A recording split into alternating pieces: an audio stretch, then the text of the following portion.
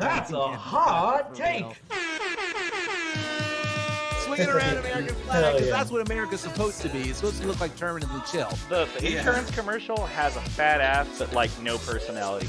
Yeah, I feel like sitting here and listening to this. No, god damn it. Isaac, New Noise is not the first fucking refused album. Rip Isaac a new one today. Do you know what I mean? Like...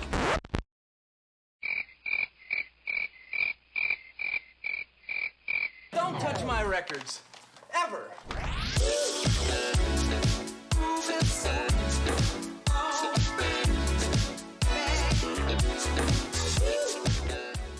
All right. Hey, what's up? What's up, guys? I think you can probably hear me, Chris. Hello. Awesome. Yeah, I can hear Welcome you. to Hot Takes, What's up, guys. everybody? Hi. Thank you so much for tuning in, guys. We're really excited to have you guys here. For any new people, Hot Takes is a vaporwave talk show where we debate, discuss, argue, and geek out about pretty much anything we want. We bring a special personality on every week. This week, of course, as you can see, the wealthiest man in vaporwave will be joining us later. But for now, just want to say there are no such thing as guilty pleasures on Hot Takes. There are no such thing as unsolicited opinions on Hot Takes. There's plenty of time to rib each other, but we don't do any shit talking on Hot Takes. Oh, So, beautifully said. blow up the chat. Obviously, if we can't hear good, if we don't sound good, if one of us is too quiet, too loud, music is too quiet, too loud, please let me know. For now, I'm young Shiro, and this is... Skeleton Lipstick. And we're going to start the night off thanking everybody for joining us, and we're going to talk about some recommendations that I have for everybody in the vapor and vapor adjacent realm. I actually have 3 recommendations tonight.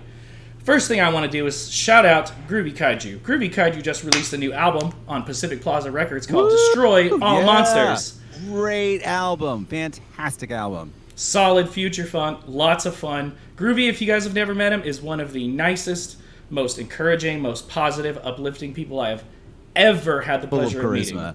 Full And of charisma. So happy to have him in Rosewood. And the reason that we're recommending, besides all of that, is he featured us in one of his tracks. It was a big honor. So, check out Destroy All Monsters by Groovy Kaiju ASAP, because it is the shit. Second thing, I want to shout out an album that I recently downloaded by Trademarks and Copyrights. If anybody is not a fan of late night lo-fi, well, if anyone is a fan or isn't a fan, you should check it out either way. Trademarks and Copyrights is kind of one of those artists that kind of flies under the radar. He's got a pretty big back catalog. A lot of the stuff that he does is very much of the smooth, cool jazz variety. But he put out an album a few years ago, I'm so sorry, called Midnight Drive. And Midnight Drive is very, It's very... a great album. Right? Okay. That's what you're going to recommend? I didn't know that's what you were recommending. I love that album. I'm late to the game. I take a long time finding new That's music. a good one. And something's on my camera. This is bothering me. There we go. It's impossible to, there's I figure out like albums that are released in 2014 all the time that I didn't know about. I'm like, oh, shoot. Apparently, Trademarks and Copyrights is now making reggae, Indy says, which, shout out Indy. No He's a idea. huge reggae fan, if you didn't know, so I would expect him to know that. Check it out. Oh, thanks for linking. Porter linked it already. What a homie. So, Midnight Drive, really good stuff. It's not so much late night lo-fi. I don't know what you would call it, Chris. Just kind of like mid-tempo, like vapor funk, I guess. Yeah, I guess so. Yeah. Last thing I want to say, shout out to my homie who I thought was going to be in chat, Farplane. If you guys see Farplane in chat, Farplane is my buddy Vance, and he is my IRL friend from Vegas. There he is. Farplane in chat is working on some stellar material. Farplane is a bassist in a local, like, kind of chill wave meets surf rock band called Sweets. I met him at a George Clanton show. I actually saw him at George Clanton twice here in Vegas, and at Luzine. I don't know if you guys have ever heard of Luzine. Anyways, the buddy Vance, Farplane, is working on an album that is transcendent. I've been lucky enough to be able to hear some of the early like cuts of what he's working on, and the best way I can describe what it sounds like, it's very dreamy, it's very ethereal. It's like if Equip and Telepath collaborated on redoing the score for Paper Mario or Paper Mario Thousand Year Door on a steady diet of Slow Dive and Sweet Trip. Wow. prepared that statement. Yes, I did. Yes, sirree. It's extremely good. I cannot wait till it drops. It's dreamy, it's ethereal, it's shoegaze influenced, it's vapor influenced, and it's all original compositions. Cannot wait for you guys to hear. We don't even know what it's going to be called yet. Cannot wait for you guys to hear what Farplane has to put out when it finally drops. With that being said, Chris, you got a hot take for us tonight. Sure. All right. So, okay, so stick with me with this one. Let's talk a little bit, a hot take about so as artists and producers and people who create things, sometimes we get lost a little bit in the process of promoting and the process of creating interest in what we're doing, right? And we kind of occasionally get really hung up on that, and we get really lost in our own ego and our own pride once in a while. And it's really important, hot take, to remember that stuff doesn't matter. That doesn't matter. That creating things and trying to get admiration and care from that world, in that avenue, it's not the most important thing. It isn't. And we all do it sometimes. We all make our thing, and then we push it, and then we start reveling in the fact that we are getting the admiration from people, or we start reveling that we're getting the recognition, and that's really nice, and that's great. But it's not important. It's not the most important thing. And it's really important to just stop listening to your pride sometimes and start paying attention to your feelings, right? And start thinking about the people who like you as people, right? Yeah. And start thinking about the people who support you as people. And to stop doing a game where you're just getting mad if you don't get enough likes, or you're competing with other people because you're not getting enough likes or selling enough cassettes, or if you get lost in this world of constantly trying to create things to continue to push forward your side's agenda, you're going to lose the meaning of the art you're making. And you're just going to be producing stuff for the sake of creating this machine. And well said. You know what? I'm not even done yet. Like, what's going to happen is that you're going to confuse admiration and achievement for love. You're going to confuse that, and it's not the same. It's really important to connect with people. It's really important to recognize people's feelings. It's really important to recognize your own feelings. And it's really important to not dismiss them and to push them aside. I think that happens sometimes, and I know it's happened to me. Absolutely. When we get lost in our own work and our own what we do and what we create and what we're doing. You know what I mean? We get lost in our pride, we get lost in our ego, and we confuse admiration or even inspiring people for love and for connection and for feeling. And we think sometimes that we don't need the other things. We think that we don't need to connect with people. We don't need to recognize feelings because whatever, I have all these people that like me. I have all these acquaintances or all these fans or all these whatever. And we think that that is love. And it's not. And love comes from listening to your feelings and connecting. It doesn't come from pride. It doesn't come from ego. It doesn't come from achievement. Inspiring people and achieving things is great, but it means nothing if you're not connecting to your heart too. And you got to do that. You got to check in on yourself, or you're going to lose things. You're going to lose connections with people. You know what I mean? And you don't want to do that. You want to love people, right? You want to love the people that love you and not ignore that.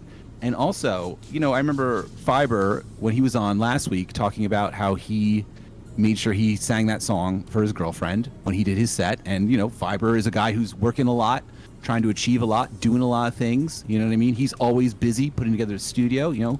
He's concerned with achievement and admiration too, but he knows to connect, you know, with the person who loves him in his life. So like that's another thing too. It's like if you have a partner that you love and who loves you and that you enjoy all the same things as them and you have a great time together, you know, don't get distracted by the achievement. Don't push that away. If you love someone, don't be afraid to love them deeply and strongly with all your heart. It's very important. It's very important to do that. You can't push it aside. It don't confuse admiration and ego with love. And if you have somebody you love and they love you back, love as deep and as hard as you can.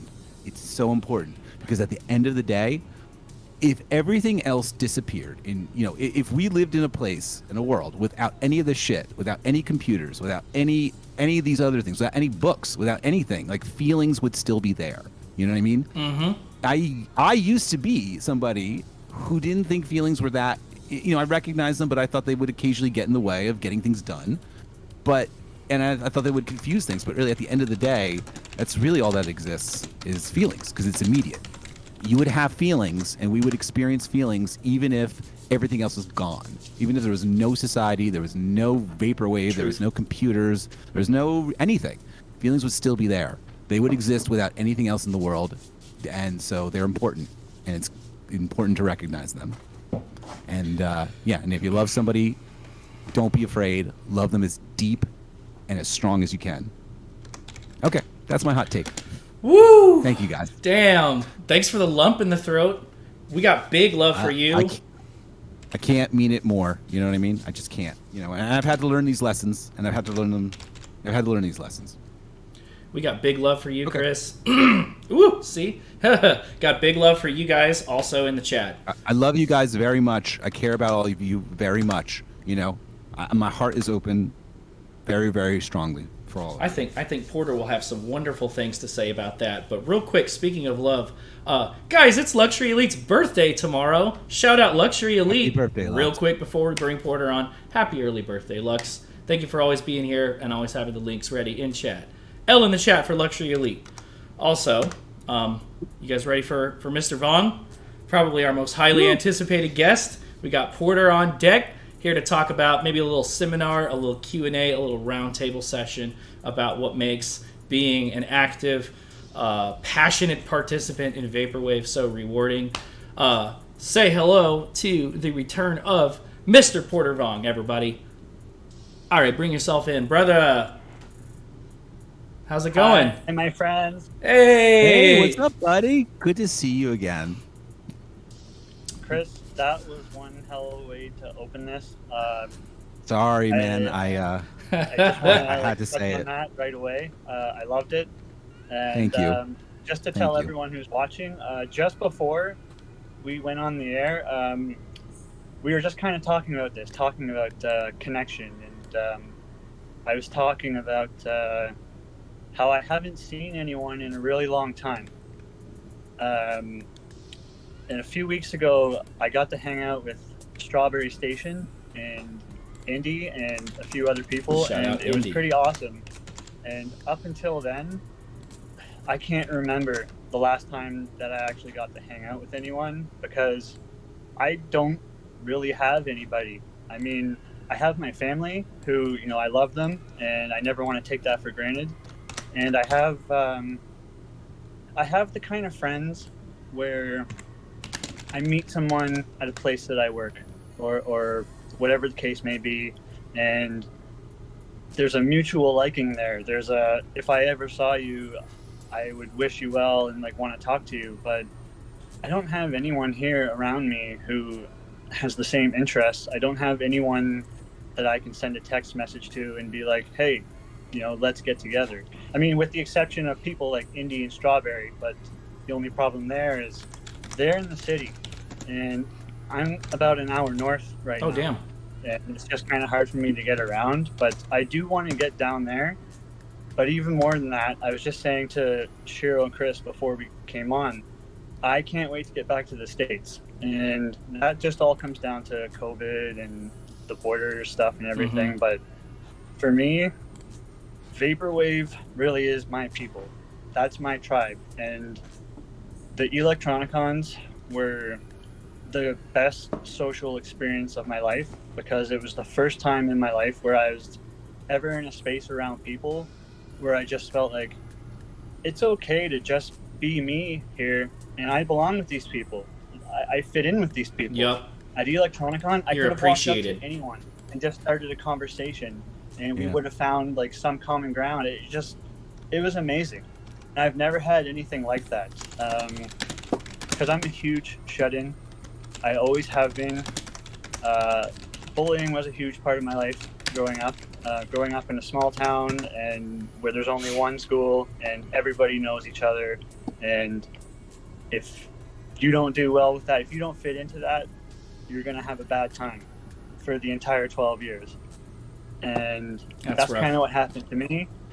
And it's okay, you know, I'm not dwelling on it today, and I'm not bitter about anything, but I do have to kind of look at how my life has progressed since then and realize that, oh, this is why I became so reclusive. And this is why today I'm the kind of person who doesn't really keep in touch with people. It's hard. Yeah, I'm just trying to think of where I want to go with this, but connection. The key word here I'm looking for is connection. You know, Chris it's talked interesting. about it. I dropped it in the chat, and just to kind of connect with exactly what Skelly was saying, connection is so much more important than people hitting like on my tweets or the plays numbers going up on my music.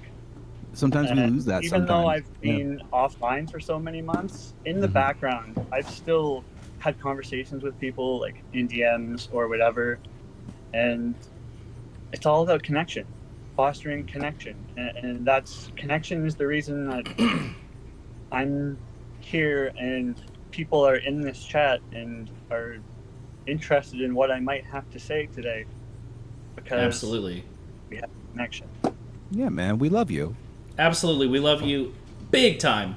Do you have any favorite memories from connecting with anyone in particular?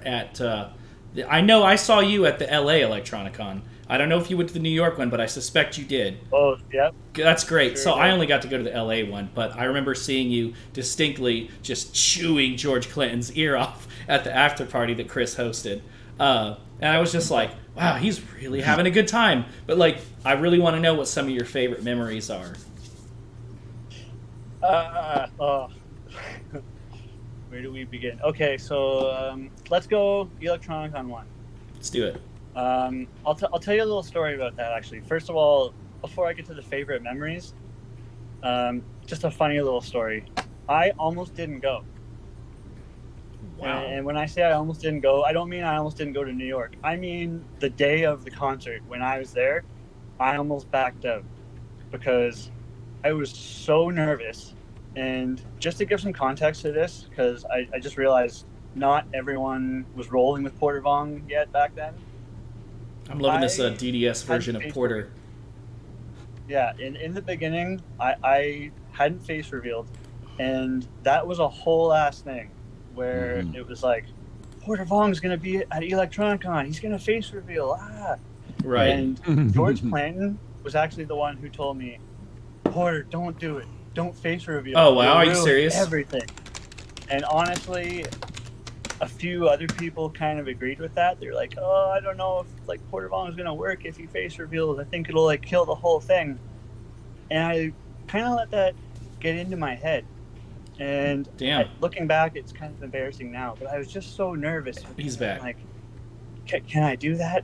Can I really show up and just be me and it's going to be okay? Or will everyone abandon Porter Vong?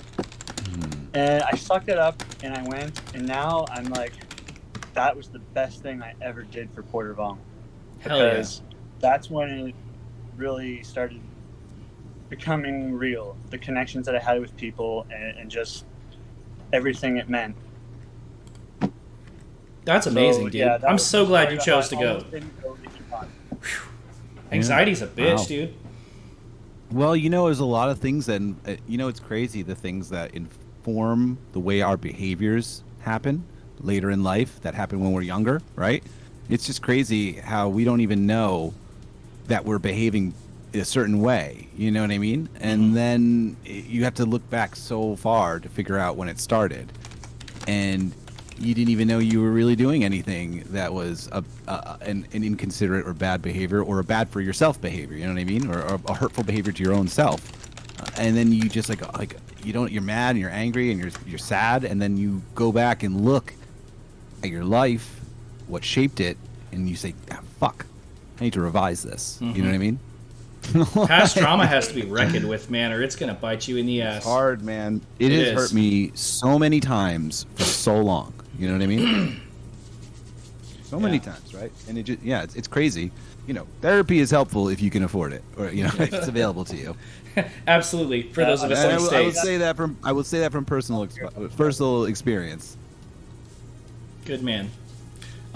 Porter, you probably had some more to say about the Electronicon experience. Yeah, let me circle back to your question about favorite memories now.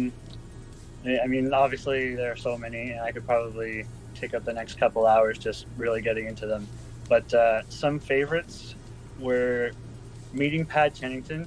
Yeah. What's cooking? What's He's popping, baby? wonderful. I love Pad. He's so much energy and a Shout out, desire Pad. to help people and do things. Shout out Pad, who is who has guest DJ Terminally Chill before. What a positive guy. Really, for real. Another great one was I'm pretty sure this was at the after party, but I ran into Equip. Yes. And He's you been by on the that- show by that before, time yeah. Tonight we're all feeling pretty good, and a few people actually got to witness me basically giving Equip a full-blown seminar on like why he's a winner and why he's Aw. gonna make it. It's very And sweet. I don't know. It was just like, it was funny. It was heartfelt. It was everything. It was awesome. I love Meeting that. Negative Gemini was really special for me. Mm-hmm. Oh yeah, you're a huge Negative Gemini fan, right? I am. I love Negative Gemini. I love her music. She's just very really skilled. special. Lindsay is a wonderful person. I remember when I saw you at the after party, the Terminally Chill, by the way, after party after the LA Electronicon. You had I believe you had a Negative Gemini beanie on, the Bad Baby beanie, right? Mhm. Yeah, Yeah. I remember that. Damn, we Yeah, got some no, that hot was takes fun. in chat about Negative Gemini. Apparently, she's very well loved. Very skilled artist. We even got a Negi Gemmy over George Clanton. Yeah, that underscore douche kid, which by the way, complimented you earlier, Chris. Saying, know, thank you saying very you're looking much. good, man. I really and Thank you, man. I appreciate that. quite the Negative Gemini fan, and for good reason. Honestly, like if you haven't listened to Bad Baby or what's the full length before Bad Baby, Porter? Bodywork. Bodywork. If you haven't listened to Bodywork, if you haven't listened specifically to the bonus tracks, she's very multifaceted. She can produce all kinds of different, like house influenced music, techno influenced music. She's all over the place. She's hot take. She might be more multifaceted than George even is. So it's a good thing they're like a thing. Nice. That's a hot one. Sorry, love George like a brother, but she's skilled, man. You know what? Let me chime in on that because I feel like the instinct for anyone who like hears Negative Gemini is to compare to George and kind of go that road. Guilty. Right? And obviously, I understand why. I get it because they're so closely associated. But here's where I personally stand on that. Okay, so I really do. I like Negative Gemini's music a lot, and she's a super cool person too. For me, I think it's just because the music she makes is the closest thing to sounding like how I feel. Like especially Nice. that Baby EP. I don't know. I just really connect with it. That's a really good question that Oh, you yeah. just asked. Infant I want to path. ask people now. Yeah. But Oh, go ahead. I'm sorry. That Go said- continue because I want to bring up a question after that. even though I'm super into Negative Gemini as an artist, I'm also very into George Clanton, and it's hard for me to even pick a favorite album. But pound for pound, I'd say Slide is the only album I know that I would put on my all-time favorite list above like Loveless. where- Ooh. Yeah. It's like a best friend. I'm just so familiar with it. I'm so attached to it. It just has a special place in my heart. And for a long time, Loveless was kind of that bar for me. That was kind of like Oh yeah. if I was stuck on an island and I could only bring one album, that's my album. Sick. But Slide is way up there. Like so, I got to give that to George Clanton for sure. I love that, dude. What are some other albums that you would put up there? Like George albums or just Just in general like, albums? I want to know the answer for both of you guys actually. Like, if you could only have like 3 to 5 albums, what would they be? Top 3 to 5. That's a hard one, I know, but That's I don't know if I could answer that. I but mean, I could try and think about that for a second. I could give you an answer today and then give you a new answer. I know, tomorrow. right? True. Yeah, right. That's how it be, right? That's the problem with being a music fan. There's so fucking much. Like, how am I supposed to go back with everything I've ever heard and pick 5? I apologize for asking you that question. I mean, I I know far. one. I've got. I mean, R+7 by One O Tricks Point Never is Oh, one dude. of mine. I know that for Oh, sure. it's so good. I honestly could probably just pick 3 One O Tricks Point Never albums, Right. because they all sound different. And I would be fine. I could pick the most recent one as well. Honestly, Interesting. I could pick any One O Tricks Point Never album, any 3 that you want from his catalog, and that would be really good for me to listen to. But that's kind of an easy answer, you know. I don't want to really go with that, but that's my favorite artist. Russian Mind, yeah, I love Russian Mind. That's actually one of my favorite ones. So I'll release it eventually. But that's the Russian Mind album, the Catalyst 85 album that I'm working on, which is a ambient side project. It sounds a lot like Russian Mind. It does. I gotta get that. I gotta get it mastered. Please I do, think I have all man. my collabs on it now. Sorry. I it's really been liked what I busy, heard but from it. Thank you. I just got Tower of the Sun's contribution to it, so pretty recently, like about a month ago. So I'm gonna mix that in, and then I'll figure out who to I send it love to. Tower of the Sun. Yeah, Shout out he's- Tower of the Sun. yeah. The Catalyst 85 album has Tower of the Sun on it. It has Golden Living Room on it. It has Donor Lens on it. Hawaii 94 on it. Golden Living Room is so cool. Joel, man, I have so Winter much. Quilt's He's on a it neat too. dude. Yeah. Oh, he's one of my favorite dudes. He's one of my favorites. Shout out He's just a Joel. thoughtful guy. I actually, when I even started doing this album, I made sure I wanted to get Joel on it because I wanted his energy infused into it in some way, because he's got such an interesting spiritual energy to him. Correct me if I'm wrong, but all of his vaporwave is like analog, isn't it? Like, I want to, or maybe at least one album. I don't know. I have no idea what he does for his feel like I production. heard I know that he plays somewhere. guitar. True. I had him play guitar. Hell yeah. Oh man. Well, anyways, I'm sorry. I got us derailed asking about your I wanted favorite. to ask. Well, I wanted to ask another question. Was I thought Porter made an interesting comment when he said that Negative Gemini makes the music how he it's the music how he feels. You know what I mean? That's the music that is how he feels. Isaac, what's the music that is how you feel? What artist? I'm not even saying your favorite artist, really, or even like, the artist you listen to the most. What's the artist that you listen to that's how you feel? It's interesting. Oh man, right? that's really hard. I mean, and actually, that segues into a question that I'm going to eventually But I'm not ask even Porter. saying. I'm not even saying like, it's a different sort of way of approaching music. Like, what's the music of how you feel?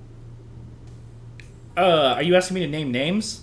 I mean, I have like. There's probably multiple ones. Wow, that's really hard. Okay, the easiest, quickest like answer I can give you is that I really resonate with music that has like a deeper vibe to it. So Go on. I like music that's really sad, and I like music What's that's an really artist? angry. Eric Dingus, if you want to go hip hop. You've mentioned Eric Dingus so yeah. many times. I gotta listen to Eric Dingus. Yeah, you do. Sewer Slut. Telepath is incredibly sad sounding to me. Not always, but often. Telepath. You were talking about Telepath just the other day. You were talking about your favorite Telepath album, actually, and it was kind of a controversial pick. Do you want to talk about that for a second? But the answer is, I like sad stuff. Yeah, you're right. You didn't. Sorry. So if I had to pick one, I would probably say probably Clams Casino. Yeah, good choice, dude. That's really sad sounding music to me too. I would say that would, yeah. No, yeah. That That's would a really probably good explain choice. it. I'm glad you asked that question because it is interesting to think of music that way, in terms of not how does the music make you feel, but what sounds like how you already feel. Yeah. True. That's a good point. Like mood music. Like, do you have happy music, sad music, angry music as well, or? That first Baths album too, maybe actually. Oh, dude. That When might be- he gets is to another singing, aspect. have you seen him live? Yeah. I haven't, but just the amazing. textures in that first Baths album. Yeah, I would say that first Baths album and like, yeah, and Clams Casino would probably some of the way I feel. I think, between those two worlds. Yeah, man. Because Bats is a little bit more hopeful, and Clams Casino is a bit more ethereal. When he sings that chorus in "You're My Excuse to Travel," it's like I cry every time. Oh and fuck! I have to. He's go a back lot of and listen to that fun song live. again. I got to see him Oh, twice. I have seen him live before. I was like, He of is course really you fun. have. I forgot. No, I have seen him. Yeah, absolutely. I've seen both. I've seen Clams Casino and Bats live before, actually. Will I'm actually not Wiesenfeld. familiar with Baz. Oh, wow. Check him out. Start. Go ahead, Isaac. You can take this one. Oh, okay. So I mean, his first. To be honest, Chris, this is a hot take, maybe. I really only like the first Baths album. The rest of them are. Well, that's cool. why that's not a hot take. I said the first Baths album when I discovered feel. Baths I said the thanks first to Tycho's art. The other ones are music blog. good. Yeah. Tycho's probably Tycho is another one for me too. Oh, Probably yeah. actually, Woo. now that you say that out loud, Tycho I'd say also Very is up there emotional with music. Those, I would say those three. I've seen Tycho live also with a full band at that. Holy shit! Daniel just mentioned Silver Mount Zion, bro. I used to put Silver Mount Zion on and cry holy shit. all the time. I actually got to see them live. That was amazing. What about Godspeed? How about that? You want to take that one, Godspeed Porter? is another one. Is Hey, another one. I know. I figured you might be that. That's another one about how I feel. I also maybe like Lorne or something like that for me. Ooh, it's a shame DS Dude's not here. He loves Lorne. I think like Anvil is one of the best simple songs ever written. That's one of the greatest simple songs ever written. With I wanna like, say I'm chorus and the like in it. Beautiful. Yeah. I need to check that out. I've only heard a few Lorne albums, and I liked what I heard, but I need to hear more. Just check out Anvil like right now. Honestly, like I have a song called "Ruin the City" by Skeleton Lipstick, and it's like my version of Are you that serious? song, kind of. That's a really Well, it's cool like me thing trying to know. do something that has that feel. Chuck Loves Egg says, Porter, what stocks should I buy? Shout out Young Chuck. You got to get some HTV. It's a really good stock. HTV. It's a Hot Takes Vapor. Oh, no. The moon goes in. Good answer. Hot Takes Vapor is like this, depending on who is, or actually, no, we had nothing but gold the whole time. Dude, it's a Monday. And also it's a Monday. Stop judging. What were we just talking about? Stop judging things by that. Judge by the connections. Judge by the feelings. We're Oh good. my God, there's so much name dropping going on in the chat. Broken social Oh, someone scene. just mentioned Metaprized applications. Oh God, Broken Social Scene. What's that song by Broken Social Scene? Oh, that's another one for me. Maybe. Diary of too. a What's the 17 What's the one Something like that. Drop that phone. Park Drop that those car. keys. That park one was that a very car. well-known Used to song. be one of the rotten ones. Yeah. Hey, they're Canadian, are they On the not? floor. Dream about They sure me. Anthems for a 17-year-old girl. Thank you very much. That's a They good one. are Man, that's amazing what a great live. what- If you guys haven't seen them. I love any song that has like a coda, like an outro coda to it. You know what I mean? Like that it's just like the same thing over and over again, and it's done successfully. Interesting. Okay. Huh. You don't like the old-fashioned just fade out? Oh, I do. We were talking to a Quip about that too. How I like when you have like a good like outro, it's like perfect. Like I don't know why, but I just keep thinking maybe not the best example. Like Hey Jude has an outro, right? Okay, Like yeah. those are really when there's good Yeah, good- outros. that's and a that very song has good an point. outro. So that song is a really good outro too. Or like I don't know, like what's that Donovan song? Was way down in the ocean where I wanna be, she will be. Atlantis or whatever. A bunch of songs. Those are just the first three I can think of off the top of my head. I got to do a song with that. But anyway, what do we want to talk about next? What's happening? There is so much exciting shit going on in the chat right now. People are talking about I know, people are going XXYYXX. crazy. I I keep forgetting. Like I keep forgetting Bro. to say a question because I keep looking at the chat. I know, dude. I guess I had a question that I really kind of wanted to connect to what we were It's talking so busy. about. Porter, do you have any like go-to happy music, sad music, angry music? Can you think of examples for like? Is there anything that you ever want to just put on because you feel a certain way or you want to feel a certain way? I generally don't put anything on to make myself feel a certain way. I'm pretty Interesting. much always responding to where I am in the moment. But I True. definitely have mood music. Like if I'm exercising, for example, Right. I don't really want to be listening to Telepath. You know, that's when I'm more likely to Fair. listen to some Porter Vong, which is something I might not listen to so much in any other context. Sometimes when I'm feeling a little bit energetic and I want to get some momentum, I'll just throw on some James Brown. James Brown is one of my go-tos. That's honestly. cool. And he has like a lot of really bad music. Okay, so I'm not like gonna sit here and be like, hey man, James Brown has a ton of incredible music. But the songs that hit, like make it funky, that's my jam. Like I'm all about that funk. I need it. I want That's it. cool. That's what gets me going. It feels good. That's how I feel about like 80s R&B, which thankfully sampled a lot in vaporwave. So, just put you in a good headspace. Jimmy Castor Band, that always gets me pumped up. People are talking. Seriously, check out the Jimmy Castor Band. Jimmy Castor If you're Band. into You want to funk link music, it? I'm unfortunately not familiar. I don't know. It's just on Spotify. Is that some classic Just can't shit? I'll type just it have to for look it up. everybody. Me living under a rock. People are talking about Mike Patton and Dave Lombardo now. Oh, Dead Cross. What a also Dead Cross, featuring, Fantomas. Also, Dead Cross, which also features Justin Pearson from The Locust What? in it as well. Oh, you that's didn't know perfect. That? I think he like plays bass. Well- I think he plays bass in it. I've seen Dead Cross live actually. That makes sense, man, because Fantomas and the Locust are super similar, so I'm sure they would have some crossover. But Justin I Pearson. think one of my favorite Mike Patton projects, well, actually, one of my personal favorite albums ever was the EP that Mike Patton did with Dillinger Escape Plan.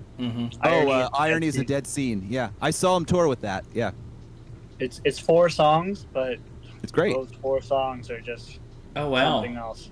I need to I check was that a out. big fan. I was a big fan of Dillinger Escape Plan back in the day, especially even after they did like Calculating Infinity and that album. I'd seen them live. I saw them live one time, like way in the way back time machine. Right now, I think like maybe even like late '90s.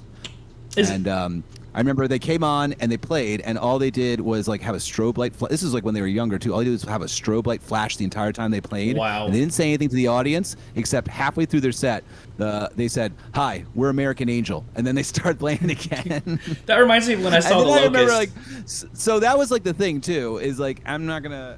I know you guys. I know there are new metal apologists out there in the chat. I know there a lot of you guys I have better like get the created. soundboard ready. I know a lot of you guys have created some kind of hagiography around like fucking Linkin Park and shit. But I'm sorry. Like I walked out of Dillinger Escape Plan in the late '90s, and they were like street team people from some fucking record label handing me like a little single, a CD single for like that One Step Closer to the Edge song. Oh, and man. I remember like walking Song out of slapped. Dillinger's.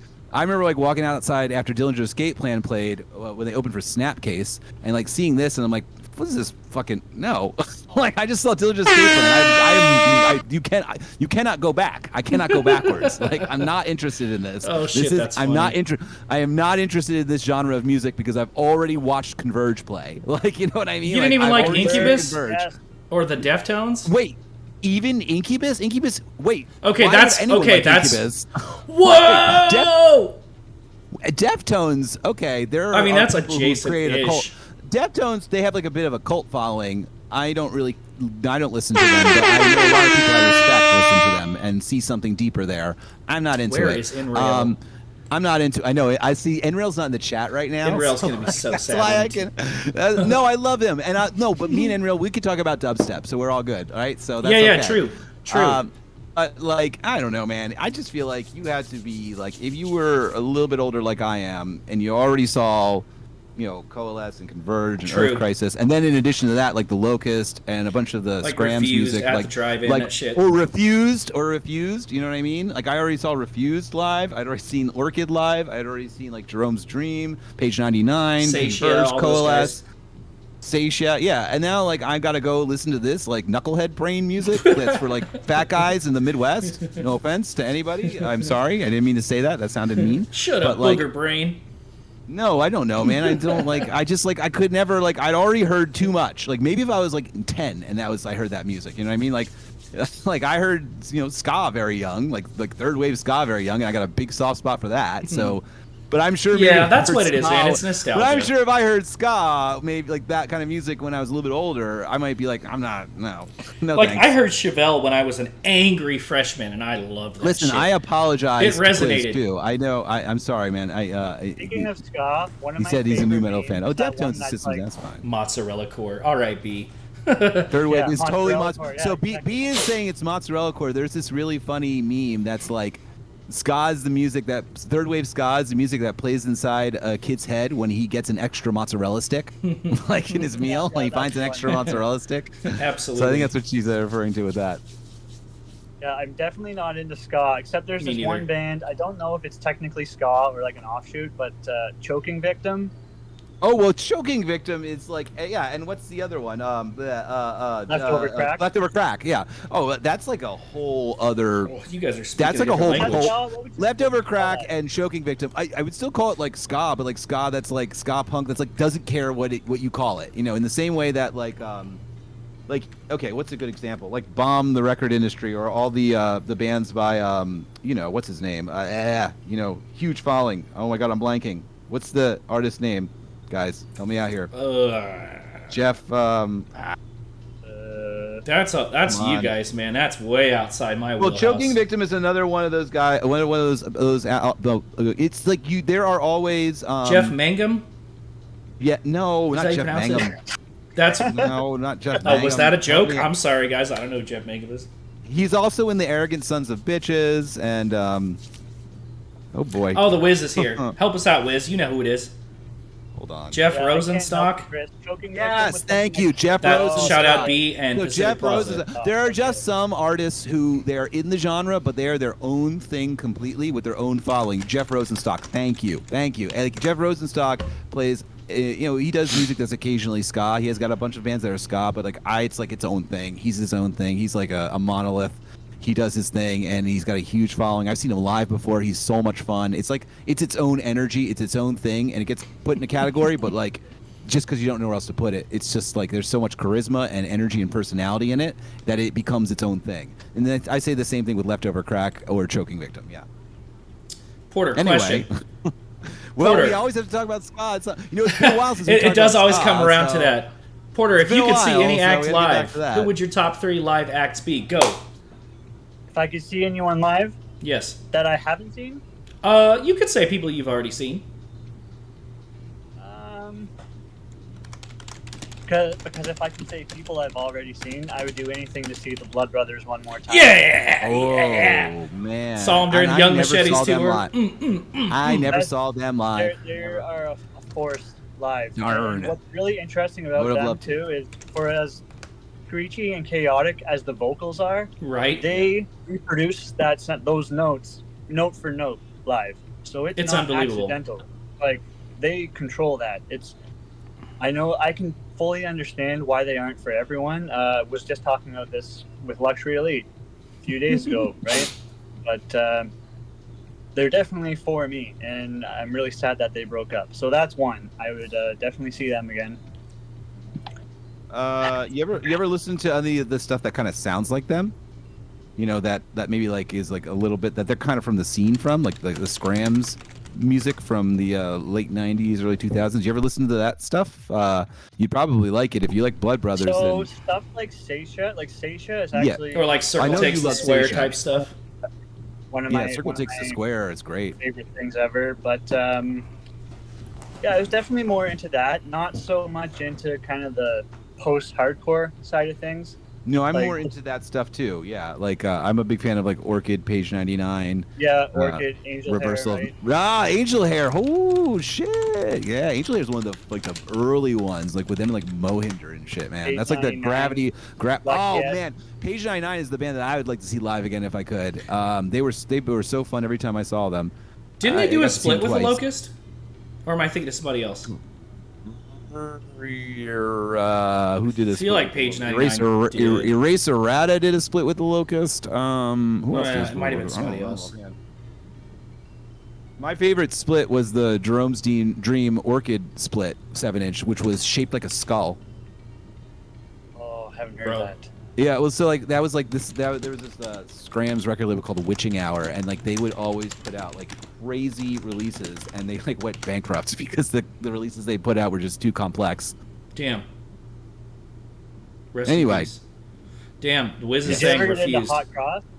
Hot Cross, of course. After I have King hot. World Cup? Not only did I get into Hot Cross, I have the test press of their first EP, A Set of New man, Lungs, that's so cool. and the test press of the Set of New Lungs is aluminum, and it's been folded, and it's like the test press is in the aluminum. They had like 50 copies of this show they did at an old venue in Philadelphia called Funrama, which was a basement. It was Robbie Red Cheek's basement, I believe, and it was called Funrama, and they were selling the test press at that. There was 50 copies, and it was aluminum foil, and it was like stamped with their logo on the front of it.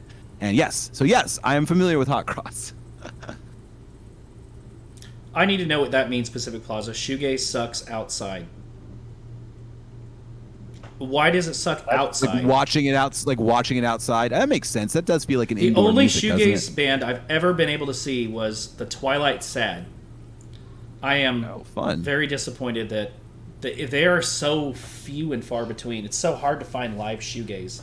It's easier to find live vaporwave, I swear to God, than it is shoegaze. Yeah. Speaking of vaporwave and live and just vaporwave in general, Porter, what's going on? Are you working on music right now? Yeah, I've so the deal with that is I haven't released anything in 2 years. Yeah. It's been that long. Damn. And I've been working on music here and there, but it was It's it hard. was kind of a turbulent year there where it was Yeah. on and off. And It was. my dilemma right now is Yeah. that the music that I was doing Yes. to follow up my last release 2 years ago and what I'm working on now has changed so much, but I don't want to scrap the stuff I did a couple of years ago because it's good enough that it's still worth releasing. But just, I went from kind of continuing the style I was doing before to, making some future funk. And then now up to today, my thing is moving towards lyrics and vocals and even trying to bring Nifty. in guitar because I want to make music with performing in mind.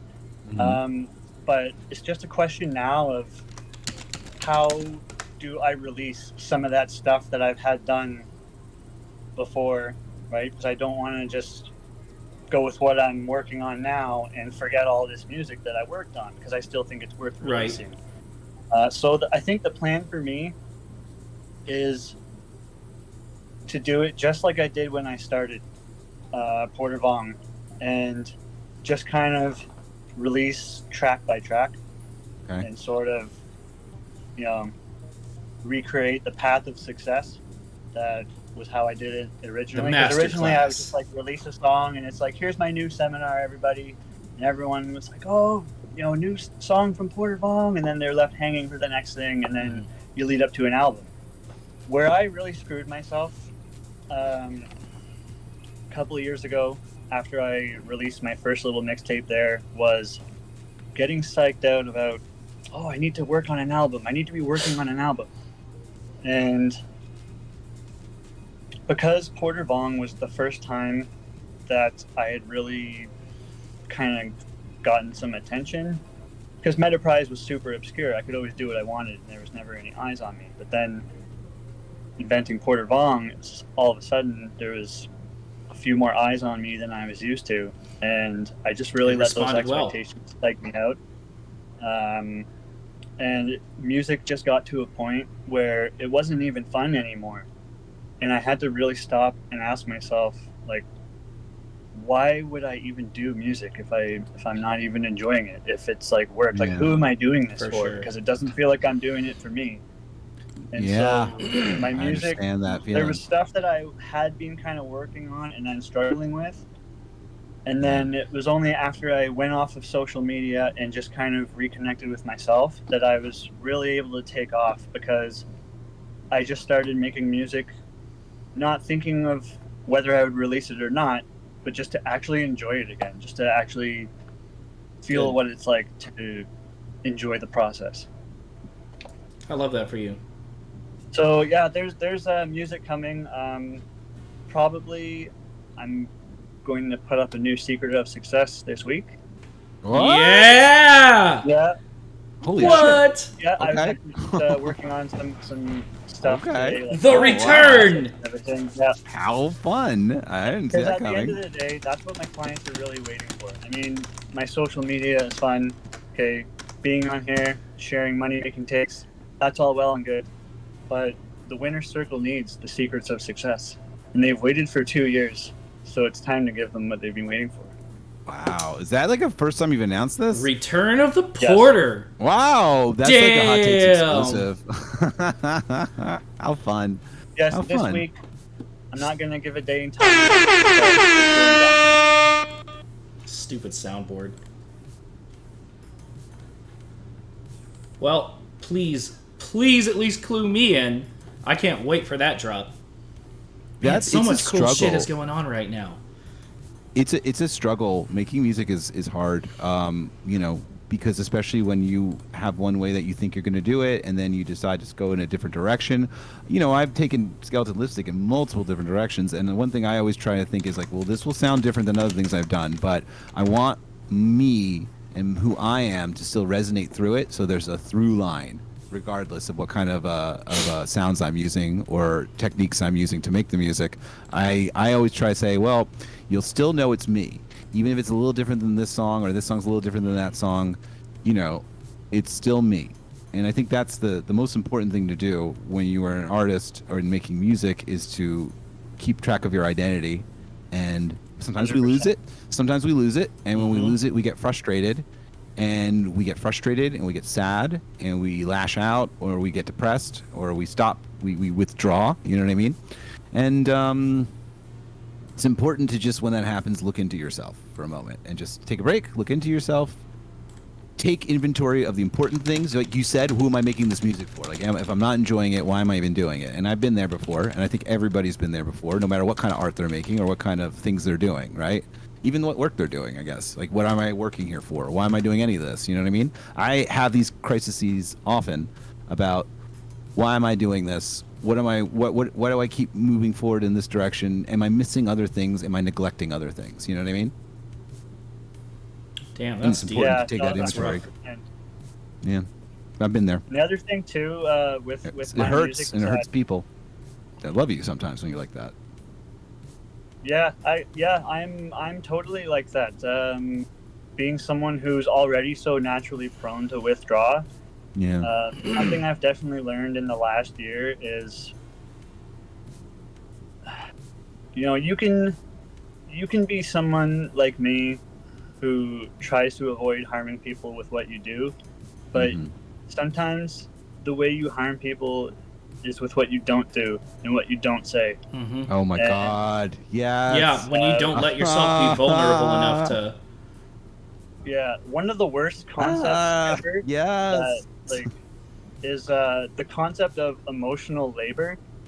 Mm-hmm. And you know, like, there's a context for that where that term is valid, that idea is valid, but you know, I've seen people call simply listening to a friend talk emotional labor.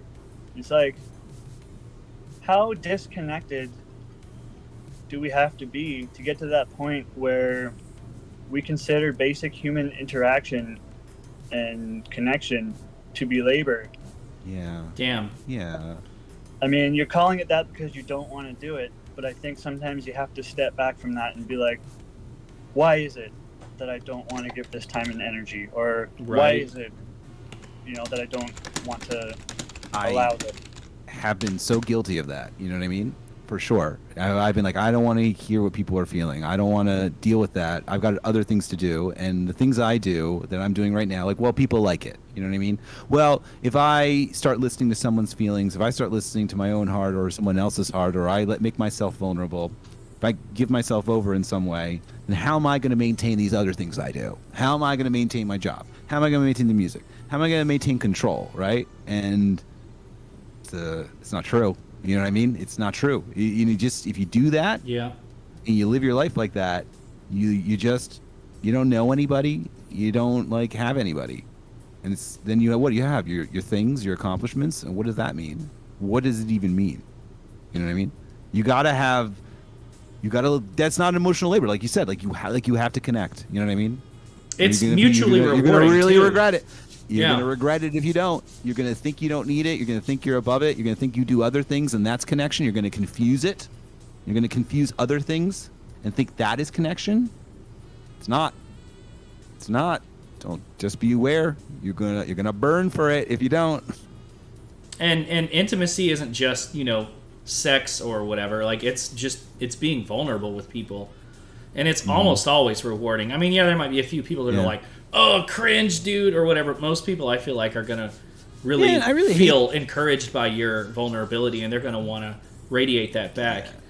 Yeah, man, I get mad nowadays at all the memes that are like, ew, feelings. They have like a feelings memes, like, put this away.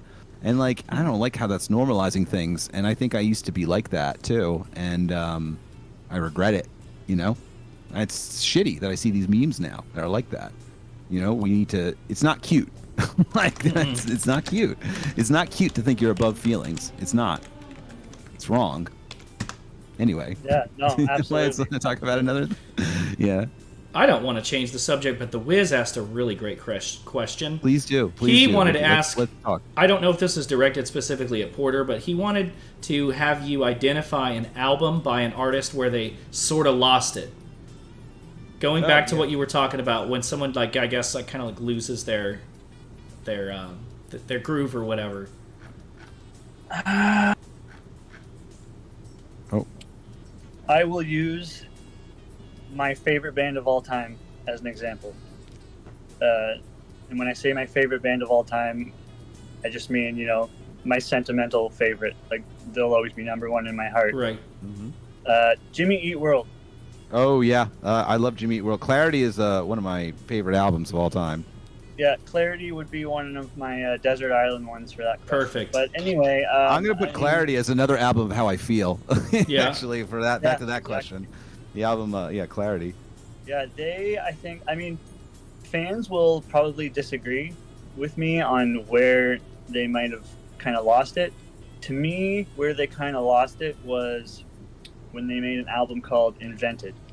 And a lot of people would say even before that, like way before that, they lost it. Some people say after Clarity, they lost it. Yeah, some people maybe get.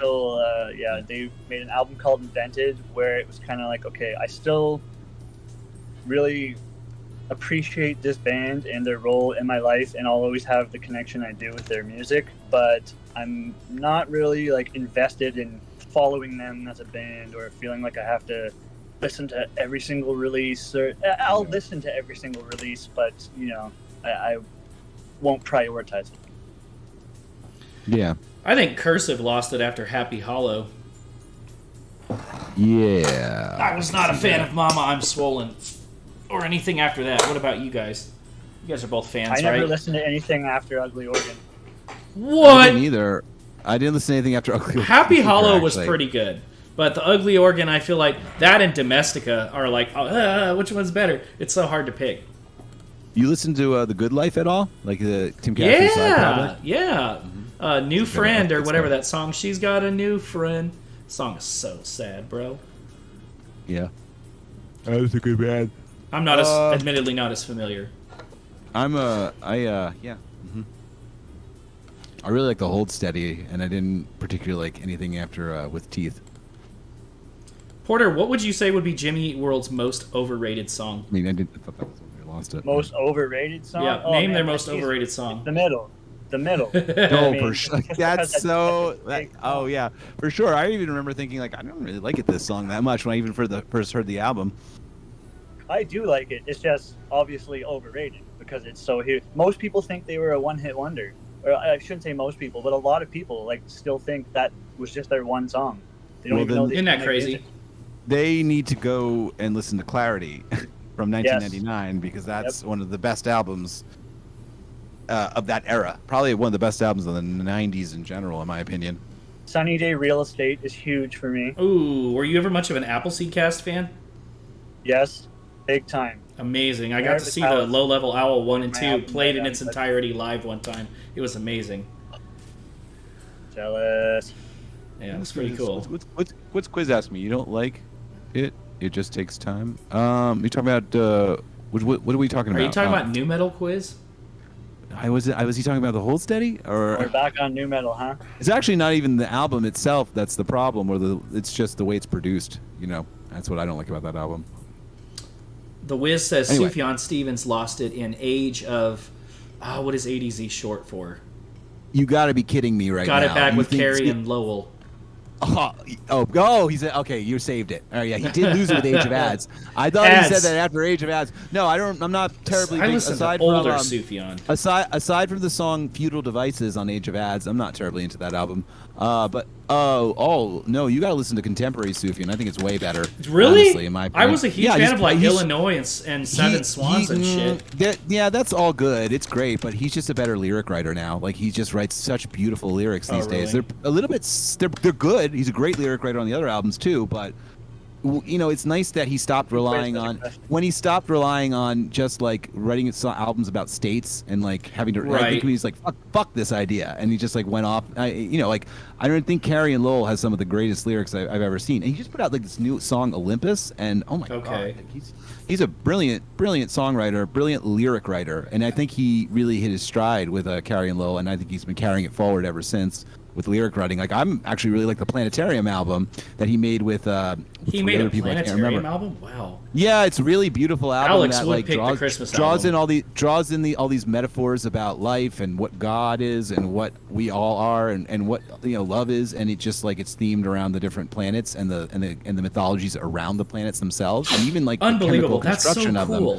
It's like a phenomenal album, and it's like got who else is doing? There's He's like good at concept albums, dude. He moves it. He did it with like 3 other people, so it actually like there's like electronics in it, and then orchestra in it. Like one person I know is in a modern symphony writer who worked with him, and then there's the dude who plays guitar in the National also helped co-write it, and then another electronic guy did it. I don't remember everybody offhand right now. It's been a minute, but anyhow. The National. Quiz has a really good question for you, Porter. He says, a lot of people associate vaporwave with irony. What, if any, role does irony have in vaporwave today? That's a good question, if not a little tricky to answer. I think Can I say something really the quick? trickiest thing with that question is, first of all, what do people consider irony and how they use that word, for one.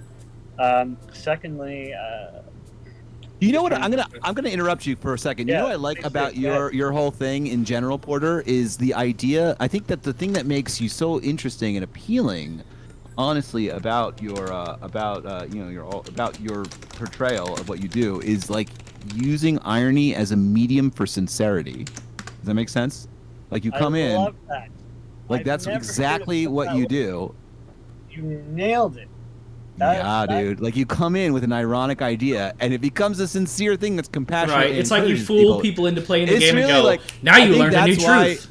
Yeah, I think that's why it works so well, and it's just like because that's like, man, that's like you really skirted that line, like elegantly.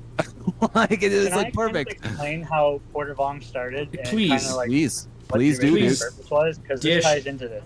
Let's hear it. Please do. PV was originally conceived as a satire of what I felt was going on in vaporwave at the time. Ooh. Yeah, here we go. We're on hot takes, baby. Yes, sir. Go for it. I felt like all I saw on my social media all the time was new release, new tape, buy this, buy that, promo. Now, I'm not saying, promoting art is bad. The issue that I had was it felt like everyone was doing it the same way and not really like putting thought and authenticity into it, just kind of like following the motions of, oh, this is what you do. Like you make a post like this and new drop, hey guys, come listen. But the thing that bothered me the most was it felt inauthentic to me, and I felt like a lot of people were in denial of that. Putting too much stock into I have fans and I have people engaging with my posts. These are my friends. And that kind of goes back to what you were talking about at the beginning, Chris. But the idea for Porter Vong was, I'm not going to pretend that I'm not here to sell you anything. I'm going to put that first. I'm going to put it straight up that I, Porter Vong, am here to shill. Mm-hmm. And so I was kind of, how do I word this? I was kind of twisting what I felt like I saw, because on the surface, Porter Vong is like here obnoxiously shilling, like he's clearly a salesman. His purpose is clearly to make you go to his SoundCloud or to make you engage with his things. But what I was actually doing underneath was finding that place for sincerity and building those connections. And I feel like people started to recognize that, because in the beginning, a lot of people really hated Porter Vong. Interesting. They just, didn't know how to receive it. Interesting. I feel like you ran with what some of the early vaporwave artists like. Didn't you mention Internet Club the other day? Redefining the workplace. I think we were talking about that in Utopia District. One of my favorite vaporwave albums, and Internet Club was what led me to make the vaporwave alias I had for like 4 years, Metaprise Applications.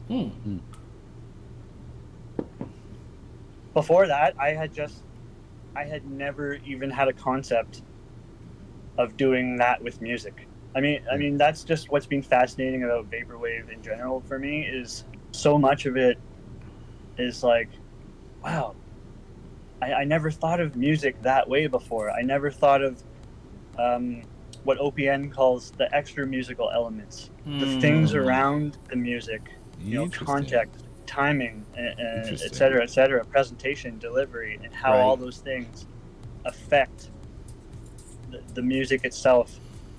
Vaporwave just really turned music on its head for me. And yeah, Internet Club was definitely a shining example of that.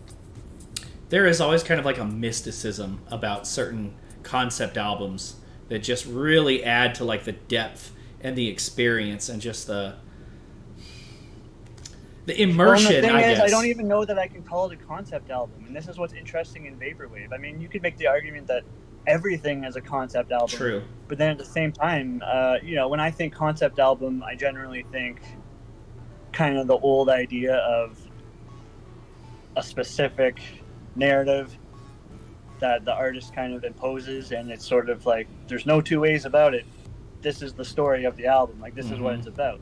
Whereas something like redefining the workplace, it's a very loose concept, if that makes sense. It's almost more of a motif, theme, I would say, rather than a concept. Lore. The Wiz has a really cool comment. It's kind of long. He says, it was amazing when Porter Vong was becoming hyped before doing any releases. He was cultivating character and lore, and it was so cool that there was no product yet.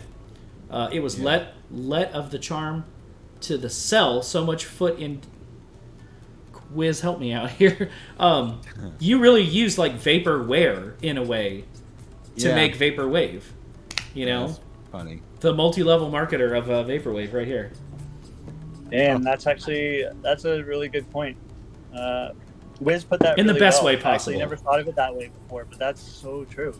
It was like the whole first days of Porter Vong there were all about getting people behind Porter Vong, and just like I was saying before about the music just kind of came one song at a time, and it wasn't even leading up to an album. It wasn't like this is a single promoting an album. It was just like new seminar, new secret of success. I love that. Well, we had a conversation about that not long ago. Apparently singles is the way to go right now. I mean, that's what you do, right, Chris? Singles?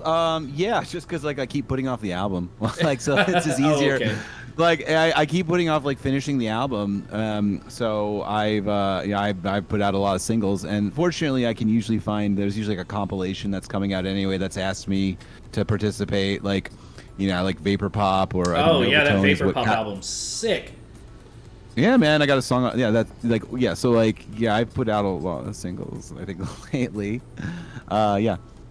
It's just easy. It's just something to you're still doing something. You can still promote it, and it's fine. It keeps you in the logarithms. Well, I have a question for you, Porter. Since you are since the whole concept of Porter Vong is kind of predicated on a reaction to maybe like embodying what am I trying to say? You took an aspect of vaporwave promotion and you took it to the nth degree, right? And you made like lemonade out of lemons. Is there any act in the scene that you don't name names, but like, is there any like overrated act that you want to mention? Like, what is an example of? What is my question? What is an example of like vaporwave done wrong? I guess is what I'm trying to say. Oh, is there no names, but like, is there any examples like that ideas, you mean? Yeah, like why do you dislike the like most overrated act? I guess you could say. I really don't want to sound like I'm copping out of this question, but I don't know that I have someone that comes to mind as like, oh, I think they're overrated, or I don't really have that. So actually. Porter Vong wasn't a reaction to like something that you saw and just didn't really particularly like. Yeah, no. See, Porter Sounds like Vong, what I was reacting to wasn't actually coming from any of the big artists. Okay, I was reacting. I misunderstood. That's me. Yeah, it felt like what was happening was all of the small artists were trying to emulate what they felt they had to do to, get on that grind and move towards where they see these bigger artists. That's what I was criticizing. Yeah, and that kind of goes back to what I was saying at the top of the show was when you just like you're getting on that grind, and now you're just losing yourself. You know what I mean? Because you're just trying to get attention, likes, admiration, whatever, man. Like, and then it's just you're just not looking at anything else, and you lose your voice as an artist. And as a person, I guess in my mind, for some reason, I misinterpreted, and I thought you meant that there was a specific artist that you thought was doing it wrong, and you wanted to maybe like kind of ruminate on what they were doing wrong, but make it funny. No. But my bad. Never. My bad. I misunderstood. I just felt like so. Thank you for clarifying that for us dummies like me. Yeah, no problem. They are naming names in the chat, unfortunately, but Oh, Quiz had a good question. He always does. Yeah, can I take this one? Sure. Can I read Yeah, the please. answer? Well, yeah, go for it. Quiz asks at Porter Vong, is the kind of behavior that PV was formed as satire still around? And if not, how is PV changing to address that? So here's what's interesting. Is the behavior still around? Maybe. The truth is, I'm not paying attention to that anymore, and even if that behavior is still around, my feelings about it have changed. And I think one of the biggest changing points was Electronicon. Because before Electronicon and before Vaporwave just generally going live, the community always had the arguments and questions like, is this Vaporwave or not? Is Vaporwave good or bad? Is Vaporwave a movement or just a microgenre? Is it alive or dead? And those questions, don't get me wrong, I know those questions are probably still around in pockets. But what changed with Electronicon is that none of that mattered anymore. Right. None of it mattered. All that mattered was just kind of experiencing that culmination of these connections that some of us had had for years. And so, as far as if that behavior still exists, I don't know.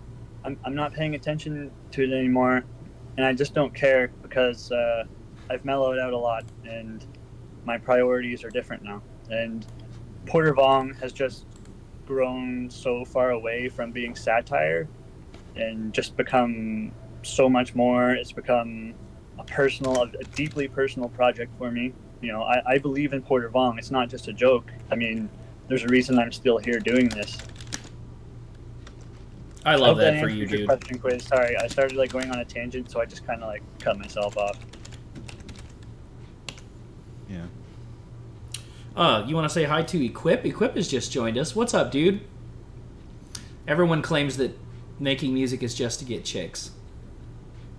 I love that. Do you want to name anyone? I really want you to sling some mud. Do you want to name anyone in all of music? Like outs? I know, Chris, I know. Just let me. Anyone in all of music I'm ever. so peaceful these days too now. I'm Do like, you want to oh, name no. anyone in the entirety of all of music that really just needs to stop? Like some bad behavior that you do not recommend they follow? Like who's the biggest douchebag in all of music? When did you become like the more controversial one? I don't know. Yeah, seriously. I've like become like so peaceful recently, and like I don't know. Isaac's like, who you hate? I'm like very peaceful these days. Like, I don't know, I feel like I'm in a situation where like I'm blanking out because I'm in the moment of being asked, and then I'll think of an answer right away later. Daniel says the ex-lead singer of Trapped. Yeah, that's a good one. Oh yeah. okay, well, yeah, right. yeah, Child, you know. See, that's the thing. I guy, mean, if fair I enough. really think about it, I'm only just going to come up with really obvious ones that everyone knows already. Right. Otherwise, I'm sure like, Chris has a better when I question. think it's a douchebag, I'm just probably not paying attention. I think Good on that I think that probably the issue with most of these very popular artists is the same issue. I don't know them, but I bet like you got to have a pretty big ego to get to that point, and I guarantee a lot of them just don't think about other people that often, and I think that is the biggest issue with like we're talking about what's the douchiest behavior in music. I'm like, probably that. I bet a lot of those people use a lot of people, take people for granted. It's hard not to when you become very popular, so Right. I wouldn't name a specific person, but I would say that if you ever start getting popular, Don't leave your homies behind. don't leave your empathy behind.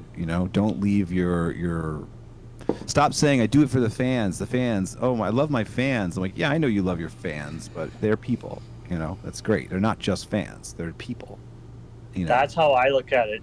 Fun fact about the richest man in vaporwave. I actually have a list on paper that has the names of just people who have supported me, people who I've developed connections with in vaporwave, or people who have put the most energy into Porter Vong. The reason I have it on paper is That's because once you get to like 40 or 50 people, it's hard to remember every single name off the top of my head. But I really do value it and appreciate it when someone is sitting there and it's like, I roll with Porter Vong. Like, I support you. I support what you're doing. Just because in my life, I've had such a hard time socially, it really means a lot to me to be accepted and embraced.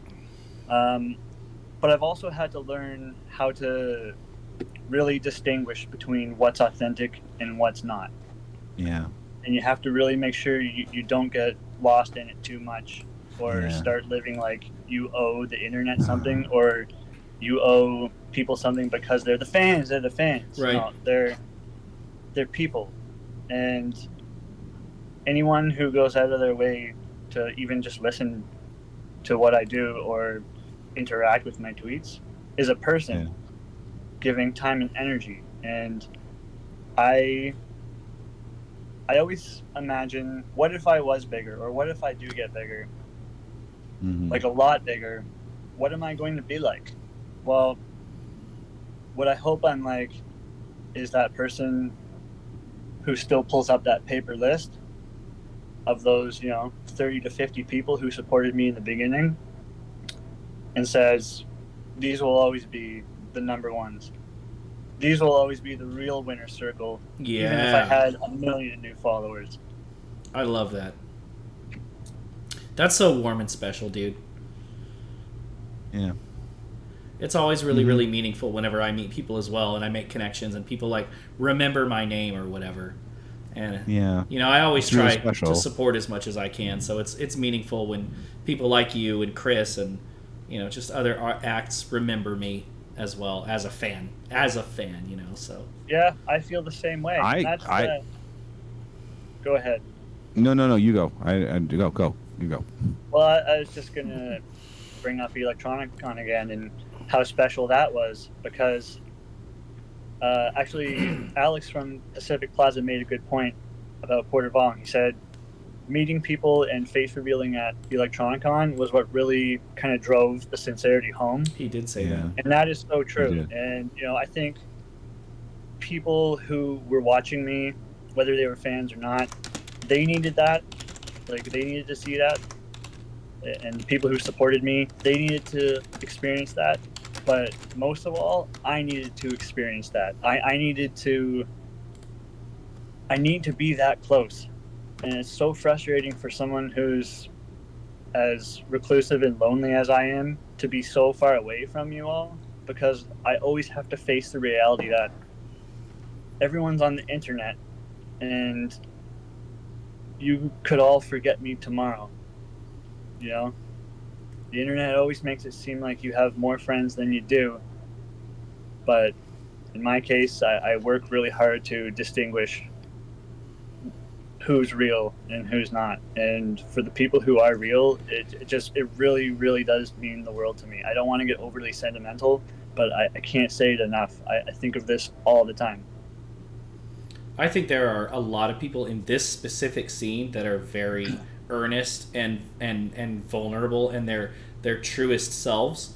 There's some clout chasers and it's whatever, you know. I wish them the best of luck with what they do. But I feel like a lot of people here feel exactly like you do. I feel like a lot of people feel, whether they're like neurodivergent or they just have anxiety and depression issues or just have grown up around people and just didn't understand them. I feel like this scene has done a lot for people. It's like their second chosen family. And it's super meaningful. Like, I can say, not to make this about me, but I can say, like, of my own collective Rosewood, that I was in some very dark places before I met and joined and made so many friends in the George Clinton fan club.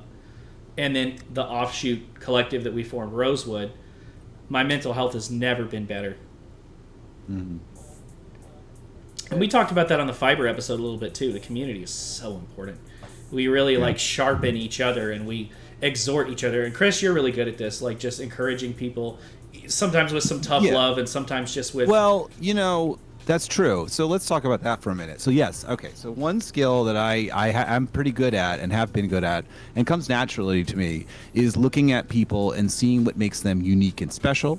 Seeing what they are capable of, like the special thing that they do so well, and recognizing it and telling them it and encouraging it and giving them as much a platform as I can for it. Like, you know, telling them what they do. Like, I'm able to see people and what they do and how good they are at the things they do. And I feel for people who don't get recognition and are really good at stuff, right?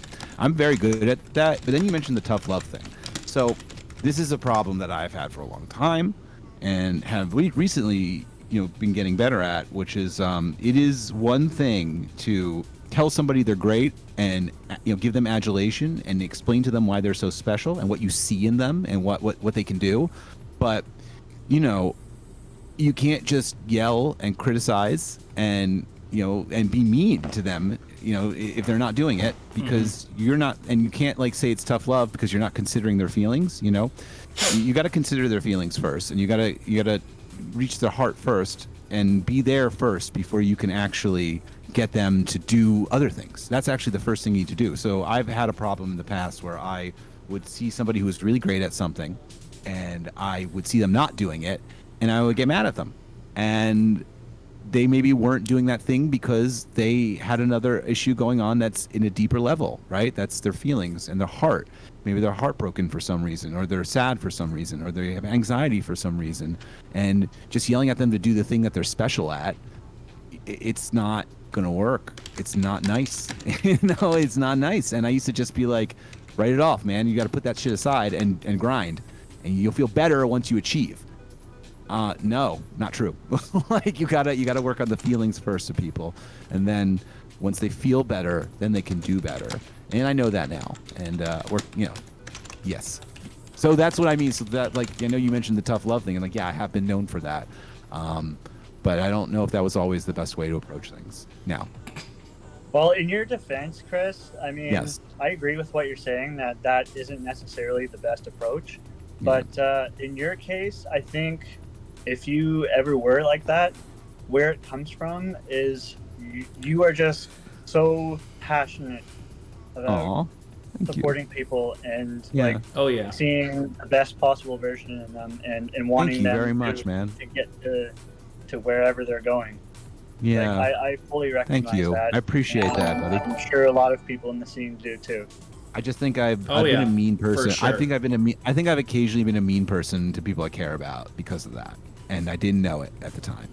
You know, that's a weird thing sometimes with like being a surgeon and the training that comes along with being a surgeon is that you're like almost taught that to help people, and you remove sickness and you cure people by literally fucking putting them to sleep and cutting them open and then taking the thing out or fixing the thing, right? While they're like not even awake, and then saying goodbye, and then like you consider that you're a good person and you're doing good things because you did that, but you don't even know the patients really that well. You meet them for a consult, surgery, maybe a follow-up, and I think it confuses a lot of people who have surgical training. They think that they're being good people because they do that, but then they're like mean in their social life. You know what I mean? Interesting. And then they're like, you know what I mean? And like I recently, I've been working on this a lot lately, and I was recently put in like a group chat. I don't even really talk to other surgeons. I was recently put in a group chat with a bunch of them because a mutual person from my residency is getting married soon. And there's like 18 other of them in there, and like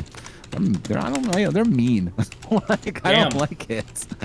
They're mean. I don't want to be in that group chat. I don't like it. I was actually literally at Michael's today, picking up.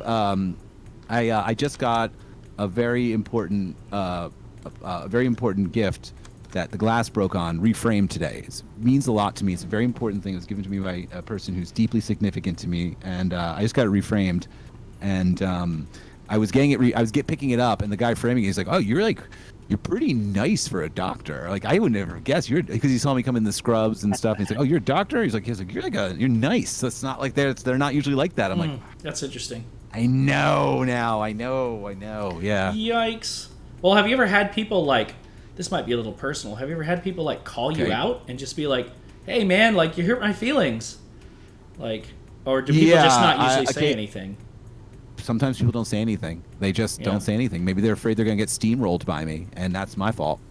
I think a lot of people are afraid that they're going to lose like a valuable friendship, or they're standing. Because I have a lot of value.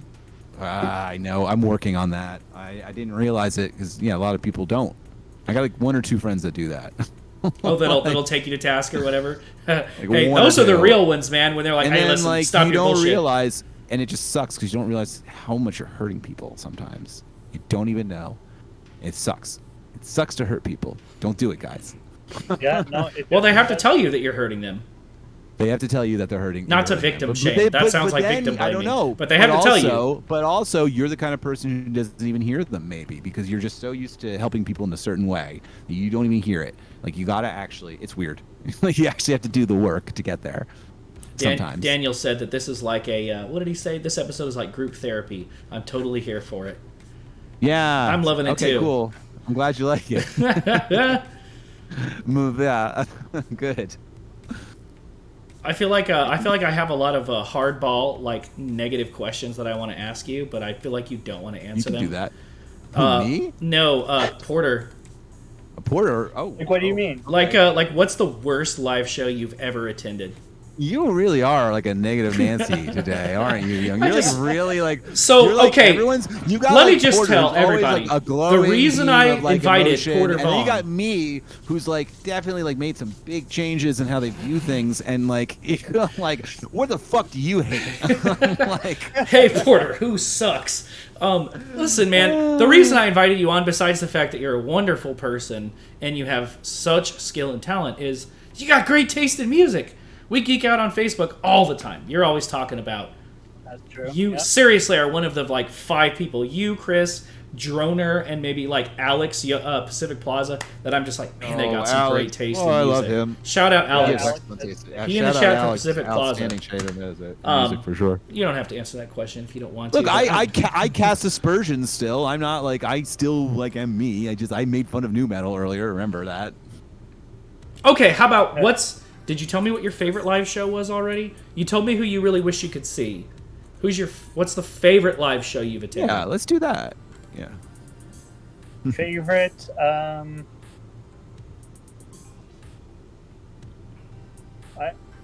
man, that's really tough. That's really tough because seeing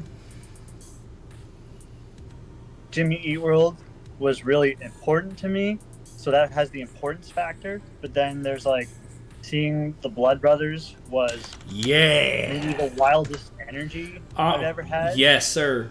Yeah. Cool. George Clanton was really good at both the electronicons though. He for sure. puts on a show. He He's puts so on the much kind fun. of show I'd like to put on. That my official answer to that question would probably be the Blood Brothers though. Again, just Dude. because there's kind of that extra bit of they're broken up and it's never going to happen again. I remember when I saw them live, I was like, how do they have the energy to do this every night for like a few months? This is fucking frenetic. Are they on something? Like, the energy they need to do this is astounding. I saw them during the Young Machetes tour, which is like the tail end of their career, so I missed Burn Piano Island Burn and, what was the one in between? You know which one I'm talking about. Crimes. Yeah. But even then, I was just like, Jesus God, there's some energy in this room right now. Yeah, I think one of their big inspirations is a band called Behead the Lord, No Prophet Shall Live. I don't even know who that is. Behead Wow. the Lord, no prophet shall live. Wow. Yeah, Wow. me neither. Is that a I just thought it'd be post-rock fun. band? I don't know who that I is. know people love to look stuff up, but apparently Thank you. that's a band that's like a huge inspiration to them and a huge influence on the energy for their live show. So Jesus. you can remember that. Behead the Lord, no prophet shall live. Or maybe it's behead the prophet, no Lord shall live. Damn, say that 3 Might times have fast. that wrong. Woo! Okay. Well, man, that's a really good answer. I kind of want to know your answers too, Chris, but for me it would probably be Broken Social Scene, because they're just fucking saw them. amazing. That's I saw them live twice, and I saw them during the self-titled album tour. Amazing show. One of the best shows I've ever been to has been Broken Social Scene. Obviously George Clanton. I've seen him like 7 times. And then maybe I'm going to think of one later that I forgot, but surprisingly, Moom. I don't know if you ever heard the Icelandic band Moom. Yes, very familiar with Moon. Surprisingly, at the end of the Moom show for the Go-Go Smear the Poison Ivy tour, it was in a venue in Austin called the... I don't remember the name of it, but they had wooden floors, and it was a second-floor venue, and they just let out this, like, noise experiment at the end of their show that was extremely loud. It was like rattling the floors, unbelievably loud. For some reason, this cutesy little kind of micro, just clicks and just kind of folky Icelandic band had like the loudest sound I think I've ever heard at the end of their show. Anyways, enough rambling. I want to know who your favorite bands were that you saw live, or artists, Chris. Probably one of the best performances I ever saw live was at the drive-in 90s 2000 era was a pretty good sick. live performance. Amazing. I'm they so were jealous you really- got to Yep. get the drive-in. Amazing. Yeah, during that time period in particular, was pretty interesting to see them. We were and also because it was a very small venue back then too. So like that was quite a frenetic show. Really great performers. Also, there was a band called Q and Not You that used to be very good when they were Yeah, when their first album, No Kill, No Beep Beep, when they toured for that was very good live performance. Let's see, who else has been a really fun live performance? As for a non-traditional live performance, but maybe like an electronic artist that was really fun to see was like actually Perturbator. I saw I love Perturbator. Love that guy. So Perturbator, I saw. He performed in the sanctuary of a church. So we have a venue in Philadelphia called the First Unitarian Church, and they usually do the shows in the basement. But Perturbator played in the sanctuary, and you sat in the pews to watch it, and he had all his various lights that would like glow and move to the music, and it was like a pretty impressive set of I'm so jealous. lights that would flash and move around. I didn't even know that they had these weird towers of lights, and they made so many different patterns. It was fascinating. He was good. I got to see Carpenter Brute a couple times, so I'm very jealous. As for like a DJ who's maybe a more another DJ, I really liked Cashmere Cat when I saw him play, or them play, as well. I'm trying to think of non-traditional because we talk about bands a lot, so I'm trying to think of like non-traditional things. Thank you. Perturbator, Cashmere Cat was really good.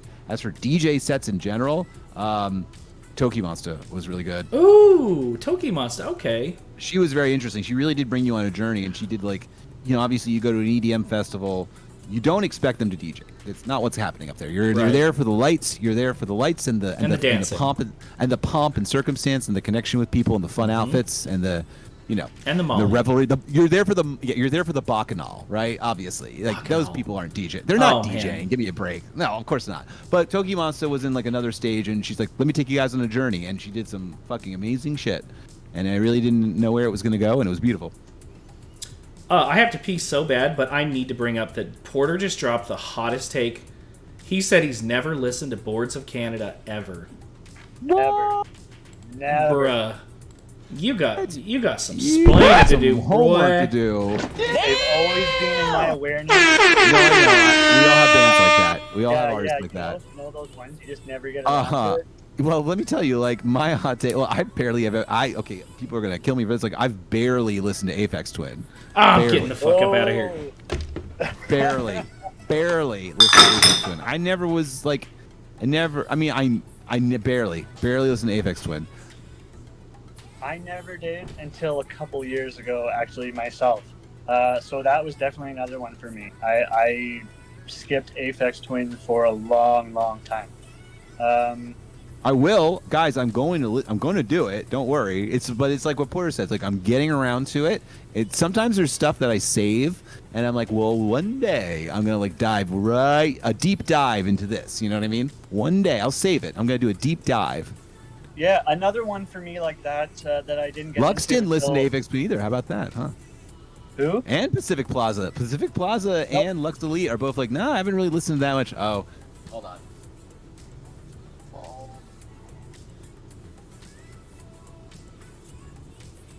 Okay, anyway, go ahead. Sorry. Yeah, another one I haven't listened to until a couple of years ago was Björk, actually. I had never checked out her discography before. That, No, it's great. Yeah, She's got a lot of interesting works. Yes. Yeah. You really do need to listen to Boards of Canada. Boards of Canada is like maybe even one of the biggest reasons I even decided to start making electronic music. And because I was like, Boards of Canada was one of the first artists to, when you listen to the music, it was a different world. It's very, very much a vaporwave inspired, a band that is a predecessor to vaporwave. It's just the way it is, and there's like the vocal samples and the themes in the songs. The idea of I think what you were saying that Oneotrix said about the extra musical aspects of things, like Boards of Canada was very into that, and it was very into that, particularly with the first few albums. A lot of extra musical sensations, a lot of like, is this an educational video, that I'm watching, right? Is it like an educational video from a different dimension, and this is the soundtrack for it? Interesting. Very interesting music. You should do yourself a favor and listen to, I would say Music Has the Right to Children is my favorite album. Me too. Maybe other people, sometimes that's like the best one. Chat said they did a deep dive on Coldplay. Coldplay's not funny. Terrible. I mean, it ain't Radiohead. I mean, Coldplay's always it's interesting. Coldplay's always getting this sort of they occupy this space in music where like sometimes people are like, you know what, not bad songwriting, and then sometimes people are like, fuck this. Like, and I'm like, I get like that too. Like there are sometimes when I'm like, every few years or so, I'm like, you know what, time to revisit Coldplay, and I'm like, pretty good songwriting, I'm interested in this. And then there's other times where I'm like, hate Coldplay. yeah, but then there's Wait, who there's other has times where I'm like, meh, what am I doing here? Then the problem with listening to too much Coldplay is that like for a minute you're like, this is good songwriting, but like you shouldn't listen to too much Coldplay. They don't deserve that much of your attention. No. Like they don't That's listen. exactly it. Don't do a deep dive into Coldplay. Like if you do, like I'm sure like by like a few albums in, you're gonna be like, why am I listening to so much Coldplay again? Like I get it. Let me go back to find something else. You know. Who brought up Bjork while I was gone? Porter did. He said he's been doing some deep dives. I into love Bjork. What do you have any favorite albums? I'm sure I just missed it. No, not really on a favorite album basis with Björk Okay. yet. But I can say that I've heard enough that I get it, and I have an appreciation, and I understand why she matters. She's not perfect, you know. She's said some controversial things, but I mean, Vespertine was so important to me in undergrad. And of course, it's because it was produced by Matmos. I don't know if you guys remember Matmos. They were like kind of like a... Yeah, I do. Yeah, like Micro Glitch, kind of Plunderphomics. Just, you know, back when electronic music was super cold and futuristic. Matmos have like an eye patch. I don't know, actually. I'll Lux look that has up met right now. Matmos. Maybe she'll let us know. Let's look him up. Let's do it. While you I do remember that era when electronic music was like Kid 606. You know. Yeah, dude, you remember like Venetian snares and shit, and Well, it was like IDM. Oh, never mind. I'm getting him confused with somebody else. Matmos is a duo. Never mind. I don't know who I I'm was thinking confusing it was, with, but who I had was an like, eye no, patch. I don't want to correct him. No. Oh, Chris, did you see what Equip just said? They made an album with surgery sounds. That's so fascinating. How fun! I feel like I remember that, actually. That's cool. Yeah, dude. I mean, back when How people were fun. making music from all kinds of different weird sounds, and everything was like super clinical sounding. Yeah. Porter, do you have a favorite music genre? Like besides vaporwave? No, I mean, like, I wouldn't even say vaporwave is my favorite music genre. Like, for me, Damn, where's my air horn? vaporwave. I mean, obviously, it's the one I'm most involved with, but I don't really look at it like a genre anymore. And for me, Right. it's bigger than music. Yeah. Sure. Oh yeah, absolutely.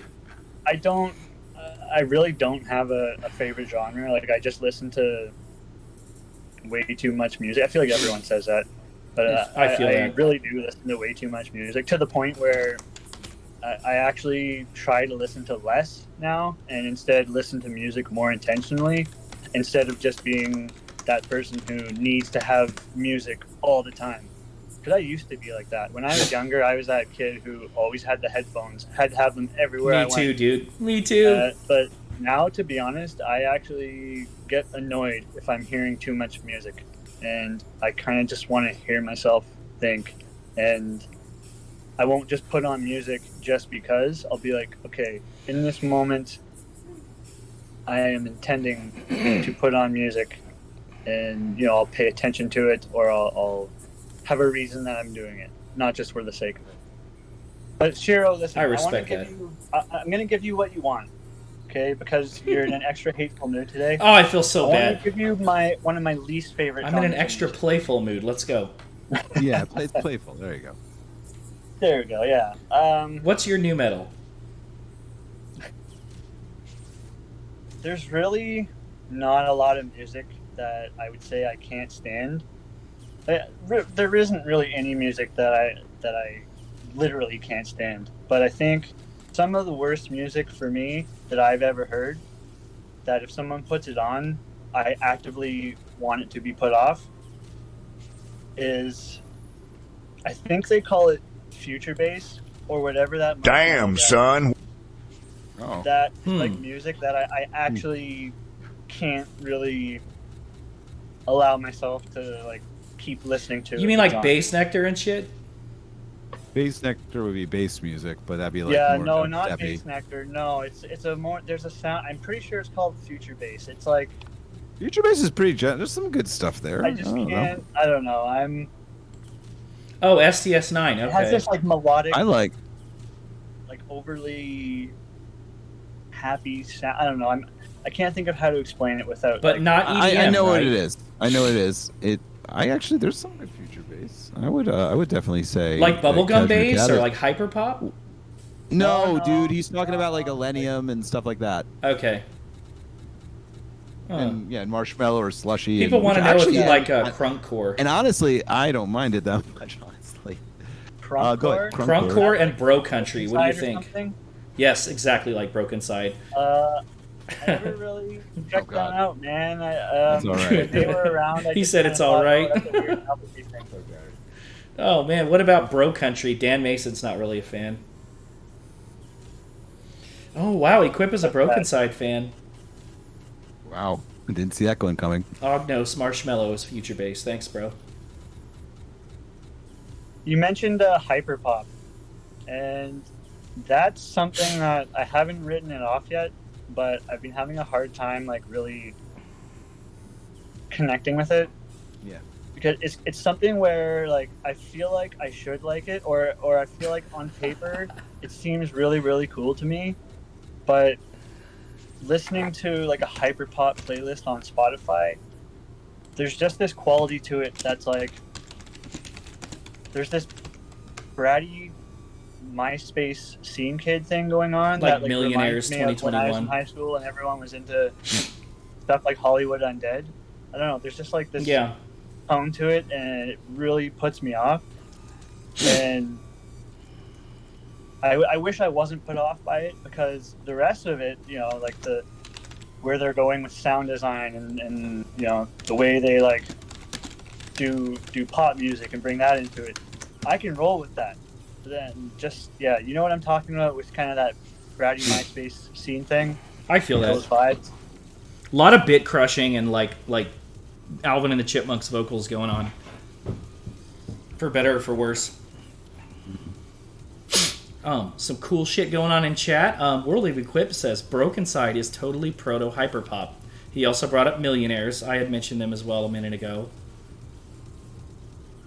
Actually, it's funny that I'm not really into hyperpop because one of my favorite bands is Sleigh Bells. I love Sleigh Bells. Somebody asked about Sleigh Bells earlier. Was it you, Quiz? I thought I saw that, but I didn't really read it. I don't know Yeah, what they said, that but first Sleigh Bells album kills. Do you like the new one? I actually really like the new one. I know Sleigh Bells is one of those bands that kind of dropped off for some people. I but actually haven't I heard the never new stopped one. liking it. I guess I need to check it out. Like that's kind of hyper pop-ish. I mean, like they were intentionally clipping all the time in the first album. They definitely, in my opinion, set the groundwork. Yeah, that I was mean, super maybe ahead not of its them time. alone, but like their sound is definitely a major reference point, I think, for kind of what would become hyperpop. Yeah, I could agree with that. Hyperpop, I don't know, like I was actually just talking with Lux about Charlie XCX today, and I'm not super knowledgeable about most of her discog, but her latest album is, at least the one where she's on the bed with the camcorder, is like kind of hyperpop-ish. I like it. A lot of people say that I like some of her music. yeah, I'm not yeah. overly familiar.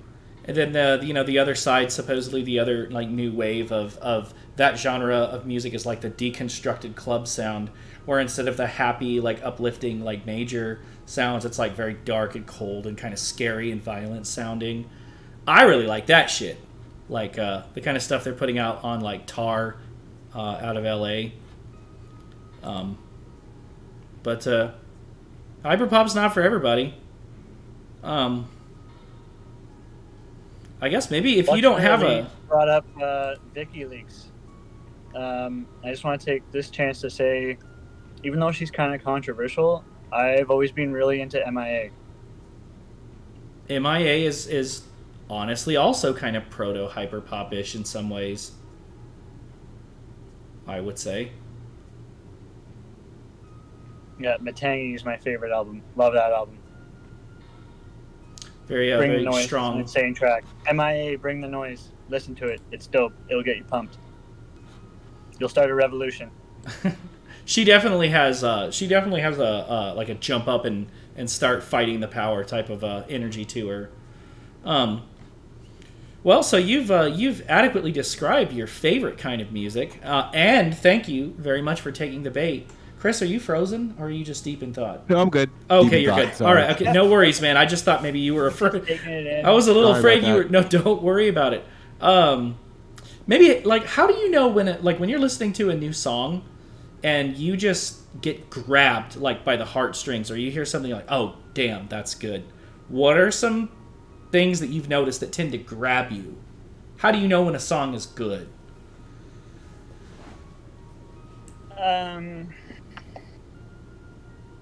Maybe some people would come at that with like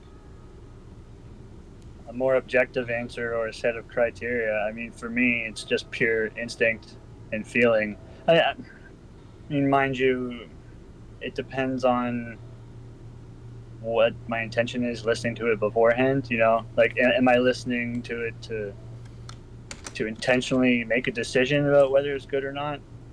I don't know. That's sorry to cop out on it. No, you're not for me, copping out. I guess the answer is just if I hear it and I feel it, that's what'll make it good to me. I know for me, a melody is really important.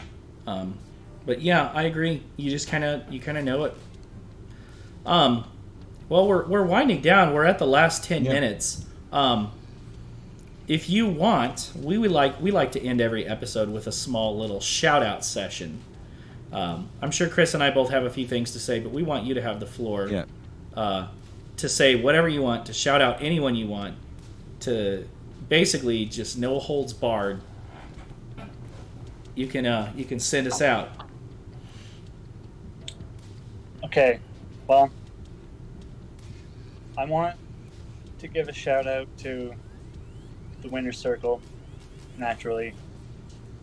Who else deserves that acknowledgement first for me? Has to be the Winner's Circle. Has to be my friends and any fans, people who've supported me,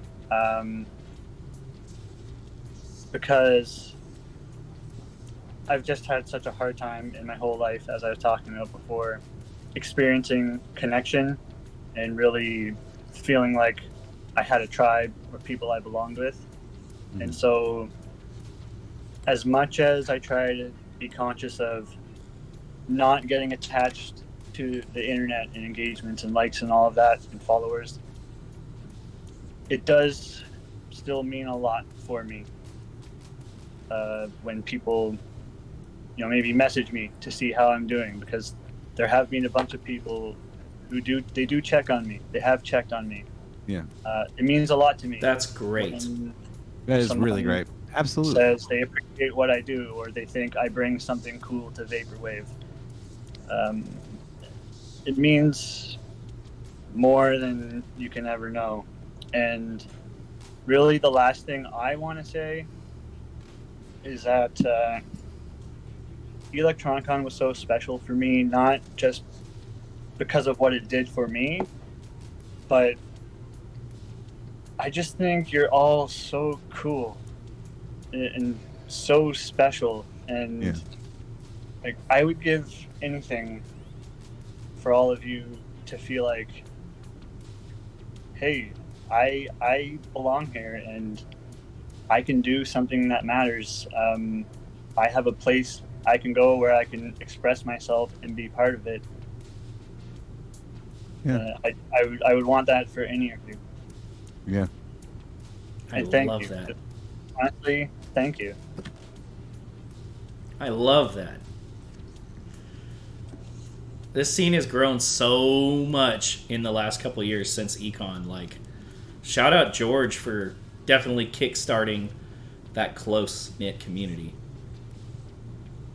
And others, of course, too. But, you know, the Electronicon definitely was for me, like a hallmark moment.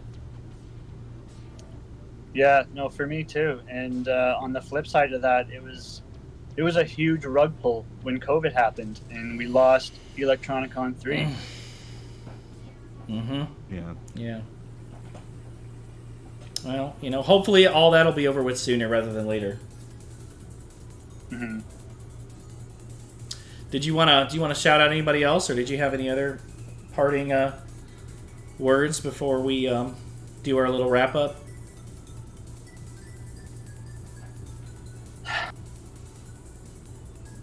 No, I think that was kind of a good umbrella statement. I mean, I'm the kind of person, if I shared out one person, then I'm worried about making sure I remember all the rest. That's adorable.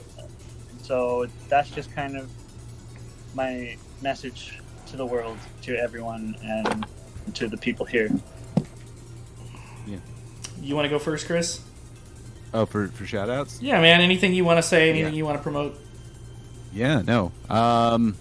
Yeah, first of all, I got to say that I did pause for a second there, and I was like in my own head for a second, because honestly, I'm doing the feelings thing a lot more these days, and sometimes I just get hit with like a shock of anxiety of like, am I making a fool of myself? And you gotta like pull yourself out of that and be confident. Yeah, and be like, oh my god, like, am I making myself too vulnerable to people? And I like shake sometimes. You're like, oh my god, maybe like I look like an idiot, you know? But don't do that. Take a deep breath.